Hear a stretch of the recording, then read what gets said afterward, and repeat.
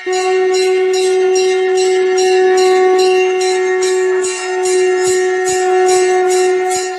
भागवत भगवान की है आरती, पापियों को पाप से है तारती। श्री भागवत भगवान की है आरती, पापियों को पाप से है तारती। ये अमर ग्रंथ, ये मुक्ति पंथ, ये पंचम वेद निराला, नव ज्योति जलाने वाला। अमर ग्रंथ, ये मुक्ति पंथ, ये पंचम वेद निराला, नव ज्योति जलाने वाला। हरि नाम यही, हरि धाम यही, हरि नाम यही, हरि धाम यही, यही जग मंगल की आरती। पापियों को पाप से है तारती, श्री भागवत भगवान की है आरती, पापियों को पाप से है तारती। पहले तो सबसे पहले अगर आप भागवत कथा कर रहे हैं तो सबको बुलाइए, अपने सब रिश्तेदारों को, और जो भी भगवान से प्रेम रखते हैं उनको सबको निमंत्रण भेजिए। और जो भगवत भक्त हैं, वो चाहे शूद्र हो, चाहे स्त्री हो, चाहे कोई भी हो, सबको बुलाइए, क्योंकि इससे भगवान से हमारा प्रेम बढ़ता है। फिर कहा है कि सब मंडप वंडप बनाने का सब विधि वगैरह बताइए। फिर इन्होंने बताया है कि एक मंडल बनाकर उसमें श्री हरि को स्थापित करें, मतलब भगवान का श्री विग्रह रखें।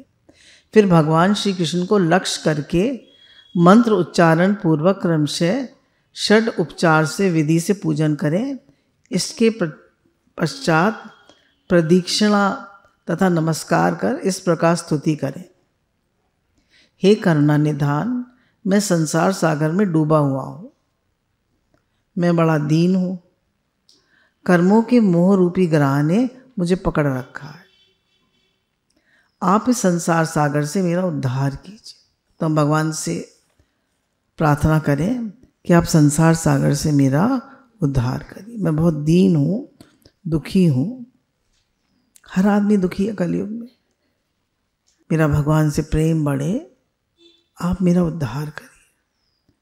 मुझे मेरा तन मन प्राण रति मति गति सब भगवान में लगे, निरंतर मेरा जप चलता रहे। अब प्रभु कृपा करो यही बाती, सब तजी करूं भजन दिन राति। इसके पश्चात धूप दीप आदि सामग्रियों से श्रीमद् भागवत की बड़े उत्साह प्रीतिपूर्वक विधि विधान से पूजा करें। फिर उन्होंने बताया है कि जो भागवत कर रहा है वो सप्ताह में जो भागवत करता है उसका पूजन करें। उसके बाद फिर उन्होंने ये सब बताए हैं कि जो भागवत सुन रहे हैं, है ना, भागवत कर भी रहा है उसके लिए भी, और जो सुन रहा है उसके लिए भी। तो श्रीमद् भागवत कथा सुनने के नियम हम सब के लिए, मेरे लिए भी, हम सब के लिए है। श्रीमद् भागवत कथा दुखों की निवृत्ति कराने वाली और परमानंद की प्राप्ति कराने वाली है। जब से सब मिलकर इस कथा को सुनेंगे तो धरती पर से पाप कम हो जाएंगे, क्योंकि सामूहिक प्रार्थना में बहुत बल होता है। जब बहुत सारे लोग बैठ के सुनते हैं और प्रार्थना करते हैं, उसमें बहुत बल होता है। जो भगवान के भक्त हैं वे जब तक श्रीमद् भागवत सुन रहे हैं तब तक इन सभी नियमों का पालन करें। सबसे पहले ब्रह्मचर्य में रहें। तो गुरु ने कहा ब्रह्मचर्य में रहना क्या है? सभी मन और इंद्रियों से ब्रह्म का आचरण करें, यानी द्वैत न देखें, दूसरा न देखें, सर्वत्र भगवान देखें, भोग दृष्टि से न देखकर भगवत दृष्टि से देखें। भोग दृष्टि क्या होती है? उससे राग द्वेषात्मक दृष्टि, ये अच्छा है, ये बुरा है, ये ऐसा है, ये ऐसा है, इसने। फिर और भोग दृष्टि क्या होती है? क्या पहना है, कैसे कपड़े हैं, कैसा शक्ल सूरत कैसी है ना, ये सब भोग दृष्टि होती है। और भगवत दृष्टि क्या है ही भगवान। तो हमारी अगर आप देखें तो हमारी भोग दृष्टि होती है, शक्ल सूरत कपड़े लत्ते, यही तो सब देखता है आदमी, कहाँ देखता है, भगवत दृष्टि कहाँ रहती है। फिर दूसरा है भगवान के गुणों का मनन करें। अगर भागवत सुन रहे हैं तो भगवान के गुणों का मनन करें। भगवान आनंद स्वरूप, शांत स्वरूप, प्रेम स्वरूप है, करुणा वर्णाल्य है, भक्त वत्सल है, दया के सागर है, अशरण शरण है, निराधार के आधार है, दीन बंधु है, अनाथों के नाथ है, पतित पावन है, अजर अमर अविनाशी है, परम दयालु कृपालु है। भगवान क्या नहीं है? हमारी ही आत्मा है, हमारे प्राणनाथ है, हमारे प्रियतम है, मतलब हमारा जो आधार है वो सब कुछ भगवान ही है। जैसे कल ऐसी विचार आ रहा था कि शरीर में जितने भी जो जरूरी काम है, जैसे रेस्पिरेटरी सिस्टम, सांस ले रहे हैं, है ना, सर्कुलेटरी सिस्टम, खून बह रहा है नस नाड़ियों में, डाइजेस्टिव सिस्टम, खाना पच रहा है, एक्सक्रीटरी सिस्टम, मलमूत्र निकल रहा है, नर्वस सिस्टम, है ना, सारी जो हमारी बैकबोन है वो सारी नस नाड़ियों से जुड़ी हुई है। भागवत में है कि ये शरीर जो है हड्डियों का ढांचा है और रस्सियों से बंधा है। रस्सियाँ क्या है? नस नाड़ी। तो इन सब को चलाने वाले कौन है? भगवान चला रहे। अच्छा, हम क्या कर रहे हैं? हम क्या कर रहे हैं? हाथ पैरों से काम, थोड़ा बहुत दिमाग से सोच लेते हैं और उसको हम क्या कहते हैं? सब मैं कर रहा हूँ। तो जितने भी इनवॉलेंट्री एक्शंस हैं वो सब भगवान कर रहे हैं। पूरे शरीर को भगवान चला रहे हैं। हम क्या कर रहे हैं? हम तो कुछ भी नहीं कर रहे। हमारा काम तो मुश्किल से 10-20% है, 80% तो भगवान चला रहे हैं और वो 10-20% भी भगवान की कृपा से ही हो रहा है। तो मनुष्य क्या है? आप बताइए, मनुष्य क्या है? कुछ भी नहीं है, कुछ भी। उसकी कोई हस्ती ही नहीं है, तो कोई अस्तित्व ही नहीं है। फिर वो कितनी मैं मुआ तो खुद खुदा हुआ। भगवान के गुणों का मनन करें, बेकार की बातें नहीं करें। बेकार की बातें क्या होती हैं? बेकार की बातें माने संसार की बातें, दूसरे की बात, निंदा, चुगली, गॉसिप, टेलीफोन पे घंटों बात करना, दूसरों की बातें करना, सब ना करें। ज़्यादा फ़ोन भी मत देखिए। सच्ची बता रही हूँ, जब से मैंने भागवत शुरू करी है तब से मैंने फ़ोन देखना ही छोड़ दिया। थोड़ा बहुत शॉर्ट्स देख लेती थी, बस जो ज़रूरी चीज़ें होती हैं वो बस केवल जो हमारे अपने उसके से उड़िया बाबा जी के उपदेश हैं, जो हमारा मैटर जाता है सत्संग का, बस उतना ही। बस सब फालतू काम बंद। फालतू काम मतलब थोड़ा बहुत फ़ोन देख, वो भी बंद। तो कह रहे हैं सबसे ज़्यादा टाइम वेस्ट तो हम फ़ोन में ही करते। जो कथा में सुन रहे हैं उसी का चिंतन करें।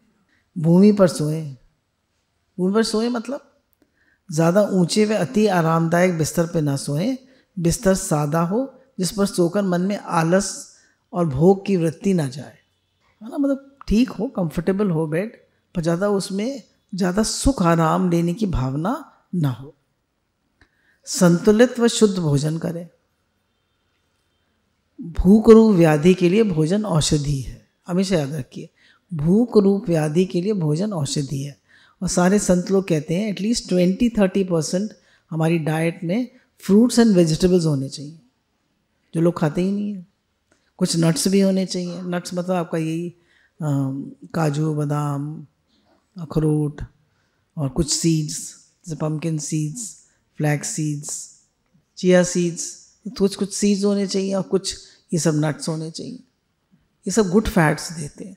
और आपकी दाल, रोटी, सब्जी, थोड़ा सा गाय का घी, है ना, दाल, रोटी, सब्जी ये होना चाहिए आपके। और बाज़ार का तो बिल्कुल नहीं, है ना। बाज़ार का खाना जो होता है उसमें केमिकल्स ज़्यादा होते हैं। अब जैसे गुरुजी बता रहे थे मुझे अभी कि देगी मिर्च तो बिल्कुल खाने में नहीं डालनी चाहिए, उसमें तो बहुत सारे केमिकल्स पड़े होते हैं। और जितने ही ये सब एवरेस्ट के और इसके उसके मसाले आते हैं, इन सब में केमिकल्स होते हैं। शुद्ध भोजन करें, बाजार का ना खाएं, अवॉइड करें। ये अभी तो बहुत अच्छा लगता है, बाद में ये सब चीज़ें दिक्कत करेंगी। फिर उन्होंने बताया कि भोजन को प्रसाद समझकर और भगवत भाव से ग्रहण करें। पहले कन्हैया का भोग लगाएं और फिर भगवत भाव से और प्रसाद समझकर पाएं। भाव दूषित पदार्थों को ग्रहण ना करें। अब भाव दूषित पदार्थ क्या होते हैं? बोला जो स्त्री चिढ़ के, दुखी होके, रो कर खाना बनाती है, हाय क्या मुसीबत है, मुझे तो खाना बनाना पड़ता है रोज़ रोज़। आजकल बच्चे बनाना नहीं चाहते ना, लड़कियां सब वर्क करना चाहती हैं, job job job job job. ठीक है, आप करो जॉब, पर घर में गृहिणी का भी तो कर्तव्य है कि कुछ तो करे घर में। फिंगर्स हैं इनमें जो होते हैं, तो इन सब में वो होते हैं, परमाणु होते हैं, और हमारी वाइब्रेशन सारा फूड कैच करता है, और इसमें परमाणु होते हैं। जिस भाव से खाना बना रहे हैं उस भाव के परमाणु खाने के अंदर चले जाते हैं, है ना। जिस भाव से जो खाना बना रहा है, चिढ़ के, कुड़ के, गुस्सा हो के, लड़ के, रो के खाना बनाएगा, वो सारे भाव पहुंच जाएंगे प्रसाद में। प्रसाद कहाँ रहा? वो तो खाना हो गया। इससे खाना खाने वाला के अंदर भी वही भाव आ जाते हैं। जिस भाव से खाना बनाने वाला प्रसाद बनाता है वही भाव खाने वाले के अंदर भी चले जाते हैं। अब आप बाजारों का खाना खाएंगे तो क्या भाव जाएंगे? बोलिए। वो लोग खुश होकर बनाते हैं, प्रेम से बनाते हैं। मैंने देखा आपस में लड़ते रहते हैं। इससे खाना खाने वाले भी चिड़न कुड़न पैदा हो जाती है। इसलिए खाना बनाते समय स्त्री को प्रसन्नचित भाव से और गुरुवाणी सुनते हुए या नाम जप करते हुए प्रसाद बनाना चाहिए। गुरु का नाम जप लगा लीजिए। और नाम जप तो आपके किचन में 24 घंटे बनना चाहिए। उसकी सारे जो भाव हैं, है ना, नाम जप के जो शुद्ध पार्टिकल्स हैं, जो शुद्ध परमाणु हैं, वो सब आपके पानी में और प्रसाद में पहुंच जाते हैं। देखिए हमारी बॉडी जो है वो 80% वाटर है। 80% वाटर है या नहीं? अब आपका पानी का भी जो आरओ लगा हुआ है, जो पानी की टंकियाँ भरी हुई हैं, वो भी तो सब कैच कर रही हैं। आपका महामंत्र, गुरुजी का महामंत्र बज रहा है, सब कैच कर रहे हैं ना, तो सब शुद्ध हो रहे हैं। महामंत्र तो हर समय चले।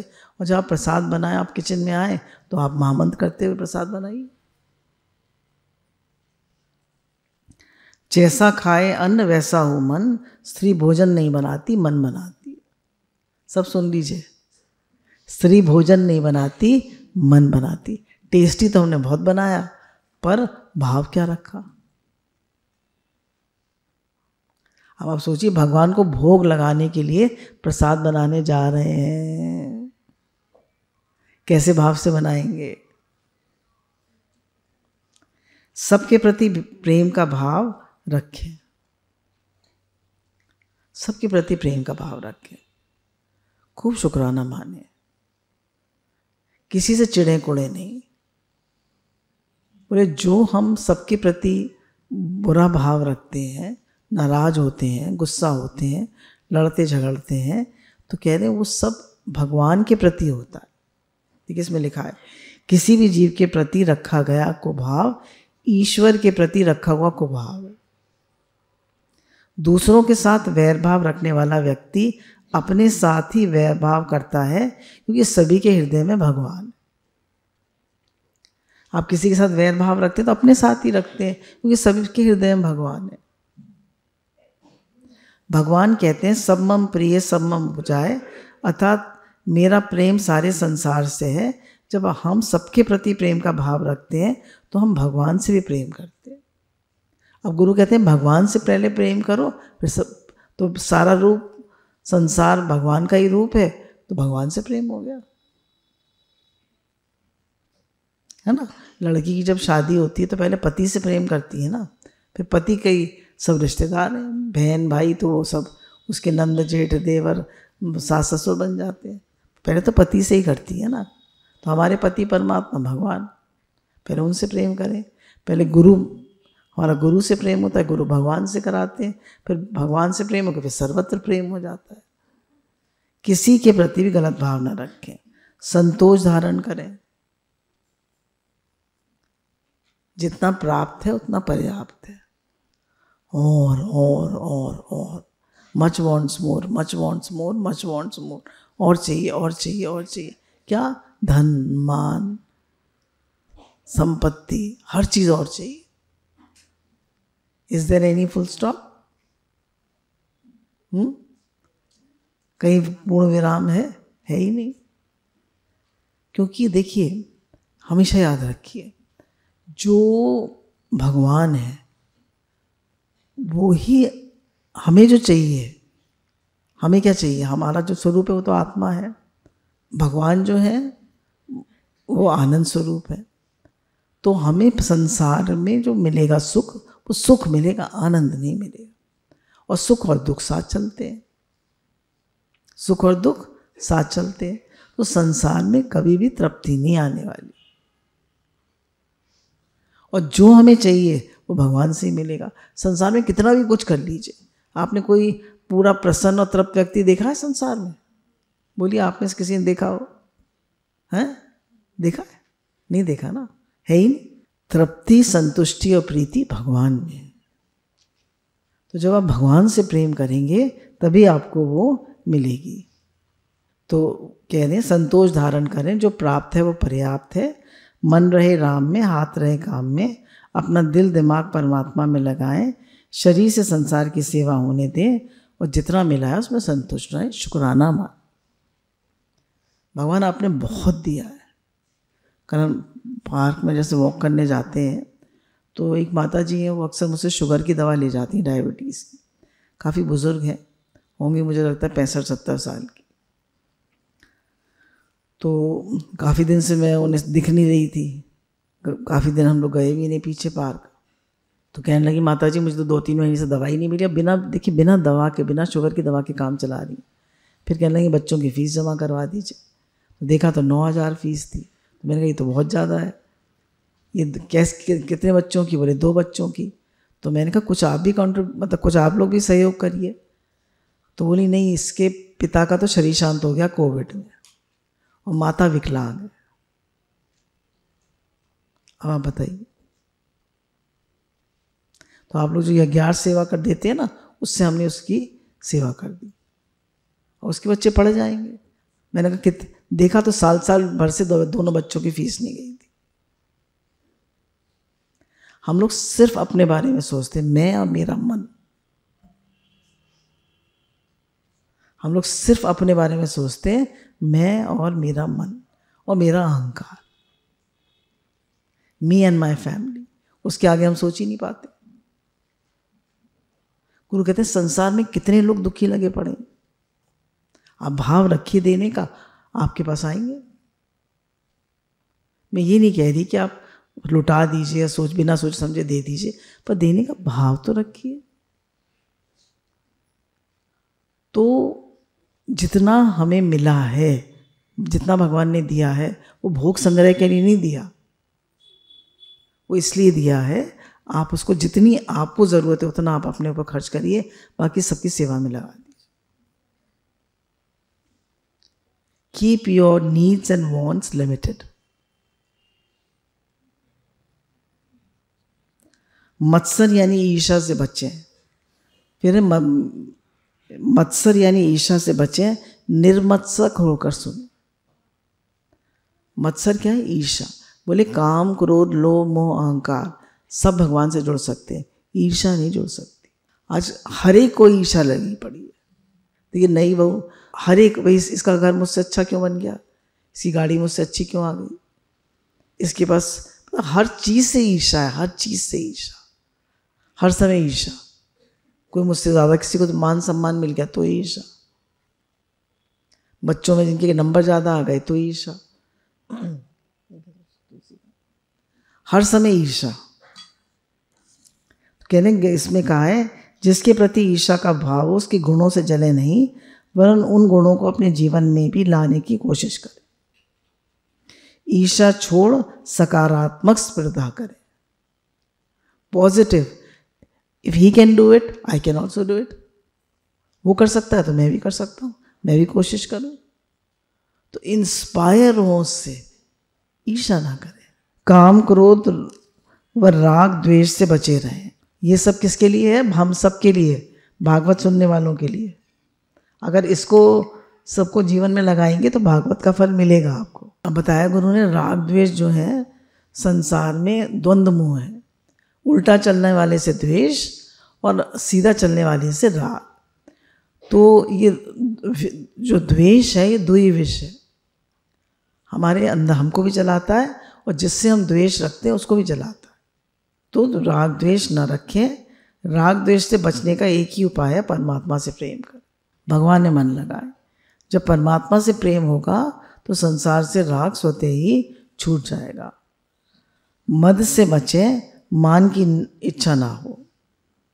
धन, मान, योग्यता व पद को लेकर मनुष्य में अभिमान होता है, उसे मद कहते हैं। संसार की किसी वस्तु को लेकर मद होना, हम सबसे मूल्यवान अपने स्वरूप को भूल जाते हैं और उस वस्तु को बड़ा मानने लगते हैं। ऐसे कह लीजिए अभिमान होता है और एक अहंकार होता है। तो अभिमान तो वस्तुओं को लेके होता है और अहंकार अपनी शरीर का, अपनी सुंदरता का, अपने शरीर को लेके होता है। जैसे हम कहते हैं भाई आप कार में बैठे, तो आप कहते हैं, हम ये तो नहीं कहते हम कार, मैं कार हूँ, हम कहते हैं मैं कार में बैठा हूँ। तो हमें शरीर में बैठे हैं या शरीर है? हमें शरीर में बैठे हैं, शरीर है? बैठे हैं। जीवात्मा जो है वो शरीर में बैठा ही तो है, एक दिन शरीर छूट जाएगा। पर हमने इतना ज़्यादा आइडेंटिफाई कर लिया शरीर से कि हम भूल गए कि मैं कौन हूँ। मन बोले मान हमारे सारे पुण्यों को क्षीण कर देता है। धन ऐश्वर्य दिखाने के लिए नहीं, वह तो जीवन निर्वाह के लिए। शादियों में कितना पैसा खर्च करते हैं? 10, 12, 15, 20, 25 लोग 1 करोड़ तक खर्च कर देते हैं। किस लिए? किस लिए? दिखाने के लिए, केवल शो ऑफ। क्या मिला? मिला क्या? कोई खुश हुआ? कुछ नहीं, ओनली शो ऑफ। जिसका मान चाहते हैं उस विनाशी शरीर का, जो मांस, मज्जा, रुधिर आदि से बना हुआ है, जिसके 9 द्वारों से गंदगी निकलती है, जो अभी है और अभी नहीं है, सिर्फ एक आत्मा ही माननीय है। जो स्वयं में माने आत्मा में रहता है, उसे सारी प्रकृति इज्जत और मान करती है ना। जो स्वयं अपनी आत्मा में रहता है, आप भगवत भाव में रहता है, भगवान से प्रेम करता है, उसकी सारी प्रकृति इज्जत करती। फिर कहने मोह और लोभ ना हो, लोभ ना हो। जैसे पुराना दृष्टांत है गुरु जी का कि एक बार राजा ने युद्ध जीता था, तो अपने जनरल से कहा कि तुम लोग जाओ दौड़ लगाओ, और जितनी जमीन दौड़ लोगे उतनी तुम्हारी हो जाएगी, पर शाम तक वापस आना पड़ेगा। दौड़ने लगे वो लोग सब। उन्होंने कहा अगर नहीं आए वापस तो तुम्हें सूली पे लटका दिया जाएगा। तो राजा जब दूसरे दिन सुबह आया तो अभी वो दौड़ ही रहे थे। क्यों? क्योंकि जितना टाइम दौड़ने में लगेगा वापस आने में भी तो लगेगा। तो हम कब वापस आएंगे? अभी तो हम दौड़ ही रहे हैं। बच्चों को नहीं कह रही, पर जो 50+ हो गए हैं वो वापस लौटना है या नहीं? वापस लौटने की कुछ तैयारी करेंगे या नहीं? हे नाथ, हे नाथ, दंभ किसी प्रकार का दिखावा नहीं करें। आजकल सारी दुनिया दिखावा कर रही है। पर निंदा से बचें, वेद गुरु राजा महापुरुषों की निंदा से बचें। स्त्री का संग ना करें, कुसंग का त्याग करें। जैसा करेंगे संग वैसा चढ़ेगा रंग। सरलता, सत्य, शौच, दया, मौन, सरलता, विनय और उदारता का भाव करें। अब इसमें लिखा है कि शौच जो है बाहर भीतर की पवित्रता है, शौच को बनाकर रखें। मौन, विनय और नम्रता का भाव रखें। फिर इसमें लिखा हुआ है, देखिए भागवत जी में, कि धनहीन, कौन कौन सुन सकते हैं भागवत? धनहीन, क्षय रोगी यानी टीबी के पेशेंट्स, और कोई भी किसी रोग से पीड़ित हो, भाग्यहीन हो, पापी हो, पुत्रहीन हो, मुमुक्षु हो, वो सब भागवत श्रवण कर सकते हैं। और जिस स्त्री के संतान न होती हो और या होकर मर जाती हो, तो वे भी विधिवत इस कथा को सुने, तो इससे उन्हें अक्षय फल की प्राप्ति होगी। ये कथा करोड़ों यज्ञों का फल देने वाली है। बस मन में कामना रख कर कथा नहीं सुनिए, बस अंदर से प्रेम जगाइए। ये तो देखिए हम सबके लिए आए। अब देखिए आगे क्या कहते हैं। सूत जी कहते हैं, शौनक जी, यूँ कहकर महामुनि सनक आदि ने एक सप्ताह तक विधि पूर्वक इस सर्व पाप नाशनी, परम पवित्र तथा भोग और मोक्ष प्रदान करने वाली भगवत कथा का प्रवचन किया। सब प्राणियों ने नियम पूर्वक इसे श्रवण किया। इसके पश्चात उन्होंने विधि पूर्वक भगवान पुरुषोत्तम की स्तुति करी। ज्ञान, वैराग और भक्ति को बड़ी पुष्टि मिली। वे तीनों एकदम तरुण होकर सब जीवों का चित्त अपनी ओर आकर्षित करने लगे। ज्ञान, भक्ति, वैराग, भक्ति रो रही थी और ज्ञान और वैराग मूर्छित पड़े थे। अपना मनोरथ पूरा होने से नारद जी को बड़ी प्रसन्नता हुई। उनके सारे शरीर में रोमांच हो आया और वे परमानंद से पूर्ण हो गए। इस प्रकार कथा श्रवण कर भगवान के प्यारे नारद जी हाथ छोड़कर प्रेम गदगद वाणी से सनकादि से कहने लगे। ये कथा सनकादि ने करी थी ना, सबसे पहली कथा। मैं धन्य हूँ, आप लोगों ने करुणा करके मुझे बड़ा ही अनुग्रहित किया है। आज मुझे सर्व पापहारी भगवान श्री हरि की प्राप्ति हो गई है। तपोधन, मैं श्रीमद् भागवत श्रवण को ही सब धर्मों में श्रेष्ठ मानता हूँ, क्योंकि इसके श्रवण से वैकुंठ यानी गोलोक यानी श्री बिहारी श्री कृष्ण की प्राप्ति होती है। बोलिए हमारे श्याम सुंदर भगवान की जय। सूत जी कहते हैं, शौनक जी, वैष्णव श्रेष्ठ नारद जी यूँ कह ही रहे थे कि घूमते घूमते युगेश्वर श्री सुखदेव जी वहाँ पहुँचे। बोलिए सुखदेव मुनि महाराज की जय। कथा समाप्त होते ही व्यास नंदन श्री सुखदेव जी वहाँ पधारे। 16 वर्ष की आयु है। आत्म लाभ से पूर्ण ज्ञान रूपी महासागर का संवर्धन करने के लिए चंद्रमा के समान वे प्रेम से धीरे धीरे भागवत जी का पाठ कर रहे हैं। परम तेजस्वी सुखदेव जी को देखकर सारे सभासद झटपट खड़े हो गए और एक ऊंचे आसन पर उन्हें बिठाया। देवऋषि नारद ने उनका प्रेम पूर्वक पूजन किया और उन्हें सुरपूर्वक बैठकर आप लोग मेरी निर्मल वाणी सुनिए।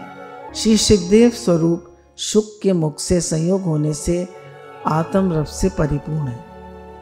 अब जो इनकी भागवत कथा है, क्योंकि ये सुखदेव जी ने कही है और ये पूरे आत्मा में स्थित है, तो कह रहे हैं ये जो भागवत कथा है इसमें न छिलका है न गुठली है, रसी रस। भागवत कथा में ना छिलका है, अब ऐसा आम मिले तो छिलका भी ना हो, गुठली भी ना हो, रसी रस हो, तो भागवत कथा ऐसी है। जब तक शरीर में चेतना रहे तब तक आप लोग बार बार इसका पान करें। जो पुरुष भक्ति भाव से इसका श्रवण पाठ और मनन में तत्पर रहता है वह मुक्त हो जाता है। यह रस स्वर्गलोक, अब देखिए कह रहे हैं जो भागवत का रस है ये स्वर्गलोक, सत्यलोक, कैलाश और वैकुंठ में भी नहीं। इसलिए भाग्यवान श्रोताओं, तुम सब इसका खूब पान करो, इसे कभी भी मत छोड़ो। श्री सुखदेव जी इस प्रकार कह ही रहे थे कि उस सभा के बीचों बीच, अब ध्यान से सुनिएगा, उस सभा के बीचों बीच प्रहलाद,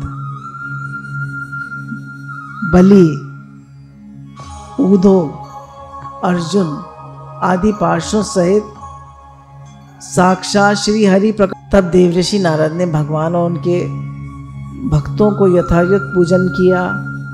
भगवान को प्रसन्न देखकर देवऋषि ने उन्हें एक विशाल सिंहासन पर बिठा दिया और सब लोग उनके सामने संकीर्तन करने लगे।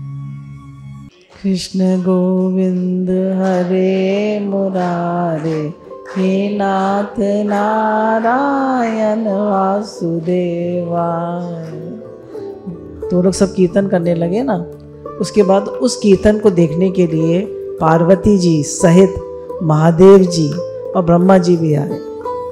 देखिए जब आप भागवत सुनेंगे तो सब आएंगे। कीर्तन आरंभ हुआ। प्रहलाद जी तो चंचल गति, फुर्तीले होने के कारण करताल बजाने लगे। उद्धव जी ने झांझ उठा ली, देवऋषि नारद वीणा ध्वनि करने लगे और स्वर विज्ञान यानी ज्ञान विद्या में कुशल होने के कारण अर्जुन राग अलापने लगे। इंद्र ने मृदंग बजाना शुरू कर दिया, इंद्र भी आ गए। सनकादि के बीचों बीच में जय घोष करने लगे, जय जयकारे करने लगे। इन सब के आगे सुखदेव जी तरह तरह की सरस अंग भंगी करके भाव बताने लगे।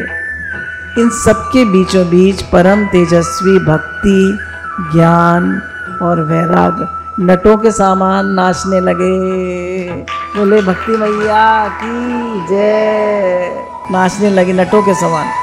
ऐसा अलौकिक कीर्तन देखकर भगवान प्रसन्न हो गए और इस प्रकार कहने लगे, मैं तुम्हारी इस कथा और कीर्तन से बहुत प्रसन्न हूँ। तुम्हारे भक्ति भाव से समय मुझे अपने वश में कर लिया है, अतः तुम लोग मुझसे वर मांगो। भगवान के वचन सुन के सब लोग बड़े प्रसन्न हुए और प्रेमार्थ चित्त से भगवान से कहने लगे, भगवान हमारी ये अभिलाषा है, देखिए हम सबके लिए है, हमारी ये अभिलाषा है कि जहाँ कहीं सप्ताह कथा हो वहाँ पे इन पार्षदों सहित अवश्य पधारे। तो ये सब पार्षद जहाँ भगवान की कथा होगी वहाँ ये सब पार्षद जितने भी आपको सुना है ना, प्रहलाद, बलि, उद्धव, अर्जुन, पार्वती जी, महादेव जी, ब्रह्मा जी, सब सनक सनंदन सब आ जाएंगे। तो आपकी कथा में भी सब विराजमान है। अम्मा जी, हमारे सब गुरुजन सब विराजमान। अतः तुम लोग मुझसे वर मांगो। भगवान ने कहा, मंसूर ये वर मांगा कि भगवान हमारी यह अभिलाषा है कि भविष्य में जहाँ जहाँ भी कथा सप्ताह हो वहाँ पे इन पार्षदों सहित अवश्य पधारे। हमारा ये मनोरथ पूर्ण कर दीजिए। भगवान ने तथास्तु कहकर अंत्य ध्यान हो गए। इसके पश्चात नारद जी ने भगवान तथा उनके पार्षदों को चरण लक्ष्य करके प्रणाम किया और फिर सुखदेव जी आदि तपस्वियों को भी नमस्कार किया। कथा अमृत पान करने से सब लोगों को बड़ा ही आनंद हुआ, सबका सारा मोह नष्ट हो गया। फिर सब लोग अपने अपने स्थानों पे चले गए। अब देखिए, उस समय सुखदेव जी ने भक्ति को उसके पुत्रों सहित अपने शास्त्रों में स्थापित कर दिया। अब भागवत कथा में भक्ति और ज्ञान और वैराग सुखदेव मुनि ने स्थापित कर दिए। इसी से भागवत सेवन करने से श्री हरि वैष्णवों के हृदय में आ विराजते हैं। खास बात क्या होती है? भगवान से प्रेम होने लगता है। भागवत कथा सुनने का खास फल क्या है? कि भगवान से प्रेम होने लगता है। जो लोग दरिद्रता, दुख के ज्वाला से दग्ध हो रहे हैं, जिन्हें माया पिशाचनी रौंद डाला है तथा जो संसार समुद्र में डूब रहे हैं, उनका कल्याण करने के लिए श्रीमद् भागवत सिंहनाद कर रहा है। अब देखिए, उन्होंने एक प्रश्न और पूछा। शौनक मुनि ने पूछा, सूत जी, सुखदेव जी ने राजा परीक्षित को, सबसे पहले कथा किसने सुनी? सुखदेव मुनि राजा परीक्षित को, गौकर्ण ने धुंधकारी को और सनक आदि ने नारद जी को किस किस समय सुनाया? तो सबसे पहले उन्होंने बताया कि जब श्री कृष्ण स्वधाम गमन कर गए थे तो उसके बाद कलयुग के 30 वर्ष बाद, 30 साल बाद, भाद्रपद की शुक्ल नवमी को सुखदेव जी ने कथा आरंभ की। तभी तो राजा परीक्षित हुए थे। उसी समय तो जब भगवान अपने धाम को चले गए थे। राजा परीक्षित की कथा सुनाने के बाद 200 साल कलयुग के बाद 200 साल बीत गए। तब गौकर्ण ने धुंधकारी को कथा सुनाई, तो उसको लक्ष्य करके कथा सुनने तो बहुत लोग आए थे। 200 साल बाद गौकर्ण की कथा हुई और इसके पीछे कलयुग के 30 वर्ष बाद निकल जाने पर सनकादि ने कथा की। निष्पाप शौनक जी, आपने जो पूछा था वो मैंने बता दिया। फिर कह रहे हैं, आप लोग आदर पूर्वक इस कथा अमृत का पान कीजिए। ये श्री कृष्ण को अत्यंत प्रिय और संपूर्ण पापों का नाश करने वाली है, मुक्ति का एकमात्र कारण और भक्ति बढ़ाने वाली है। लोक में कल्याणकारी साधनों का विचार करने और तीर्थों का सेवन करने का क्या होगा? अपने दूतों को हाथ में कि जहाँ भागवत कथा होती हो, जो भागवत कथा सुनते हो वहाँ मत जाना। कहते हैं जो माला भी कर रहे हैं वहाँ भी मत जाना। सुखदेव मुनि जी ने प्रेम रस के प्रवाह में स्थित होकर इस कथा को कहा था, और प्रेम से कहा था सुखदेव मुनि। इसका जिसके कंठ से संबंध हो जाता है वह वैकुंठ का स्वामी बन जाता है। शौनक जी, मैंने अनेक शास्त्रों को देखकर आपको ये परम गोप्य रहस्य अभी सुनाया है। सब शास्त्रों के सिद्धांत का यही निचोड़ है। जितने भी शास्त्र हैं, वेद, पुराण, 17 पुराण, 4 वेद, सबका निचोड़ भागवत। पूछा भी उन्होंने, भागवत में ऐसी क्या बात है जो वेदों में नहीं है, पुराणों में नहीं है? उन्होंने कहा कि गीता भी वेदों से ही आई है। तो उन्होंने कहा कि जैसे एक पेड़ होता है तो उसमें जो मिठास होती है वो फल में ही होती है ना, है ना? ऐसा तो नहीं पत्तों में और जड़ों में और चीज़ें बहुत होती हैं, पर मिठास तो फल में ही होती है। तो बोले जितनी भी शास्त्र हैं उन सब की जो मिठास है, उसका सार है, वो भागवत में आ गया। सब शास्त्रों के सिद्धांत यही निचोड़ है। संसार में सुख सागर से अधिक पवित्र कोई वस्तु नहीं है। अतः आप लोग परमानंद की प्राप्ति के लिए इस 12 स्कंद रूप रस का पान करें। 12 स्कंद है इसमें। जो पुरुष नियम पूर्वक इस कथा को भक्ति भाव से श्रवण करता है और खुद पाठ करता है, इसका पाठ भी करिए अपने घर जाके, जो शुद्ध अंतःकरण से श्रीमद् भगवत भक्तों को इसे सुनाता है, वे दोनों ही विधि का पूरा पालन करने के कारण इसका यथार्थ फल पाते हैं। उनके लिए त्रिलोकी में कुछ भी असाध्य नहीं रह जाता।